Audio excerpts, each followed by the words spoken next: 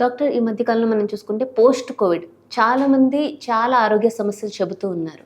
అయితే ఆర్థోపెడిక్‌కి సంబంధించి ఎటువంటి సమస్యలతో మీ దగ్గరికి వచ్చిన పేషెంట్స్‌ని మీరు చూసారు?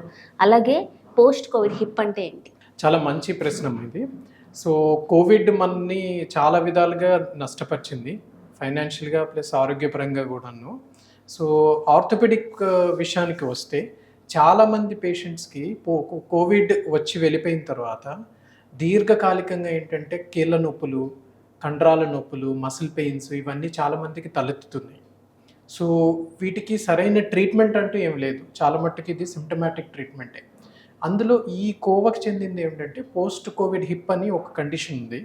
సో, ఇది స్పెసిఫిక్‌గా ఏంటంటే హిప్ జాయింట్ అంటే తుంటి ఎముక ఏదైతే ఉందో అది బాగా సివియర్‌గా ఎఫెక్ట్ అవుతుందన్నమాట.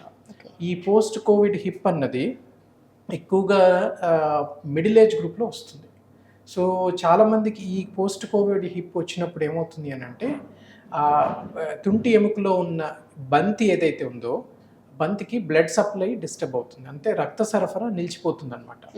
సో, బేసిక్‌లీ మనం అర్థం చేసుకోవాల్సింది ఏంటంటే కోవిడ్ అన్నది ప్రోథ్రాంబోటిక్ కండిషన్. అంటే కోవిడ్ సమస్య వలన ఏమవుతుందనంటే రక్తనాళాల్లో ఉన్న చిన్న చిన్న క్లాట్స్ ఫామ్ అవుతాయి. రక్తం గడ్డ కట్టేస్తుంది.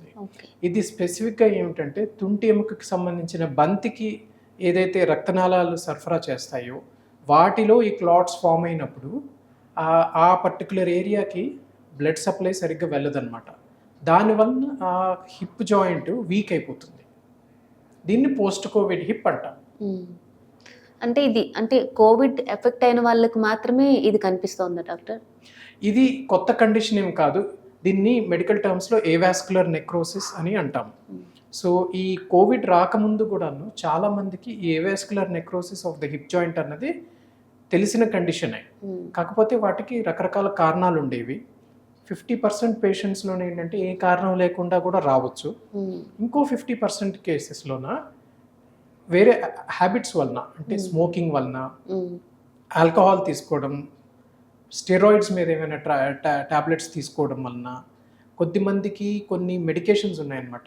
ఎక్కడైతే బ్లడ్ సప్లై డిస్టర్బ్ అవుతుందో వాటి వలన కూడాను బ్లడ్ సప్లై నిలిచిపోయి ఈ కండిషన్ వచ్చే పాసిబిలిటీ ఉందన్నమాట.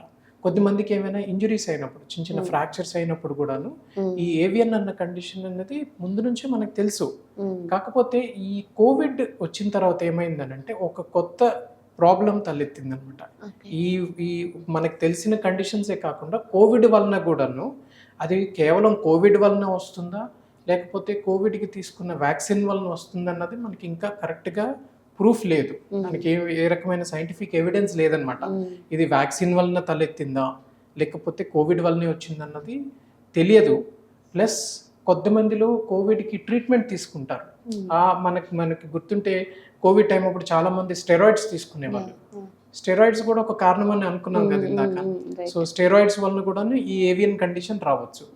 కేవలం కాకపోతే ఒక క్యావియట్ ఏమిటంటే ఇందులోన చాలా మంది కోవిడ్ పేషెంట్స్ స్టెరాయిడ్స్ తీసుకొని వాళ్ళలో కూడా కొద్ది మందిలో ఈ కండిషన్ చూస్తున్నాం. సో, అందుకే స్టెరాయిడ్స్ వలన లేకపోతే కోవిడ్ వలన లేకపోతే వ్యాక్సిన్ వలన అన్నది ప్రూవ్ చేయడం కష్టం. కాకపోతే ఫైనల్ ఎఫెక్ట్ మాత్రం సేమే. ఏ కారణం చేత ఈ ఏవాస్కులర్ నెక్రోసిస్ వచ్చినా సరే ఎండ్ రిజల్ట్ మాత్రం సిమిలర్గా ఉంటుంది. హాయ్ ఎవ్రీవన్, నేను మీ Vedika. Please subscribe to Golgo health. Don't forget.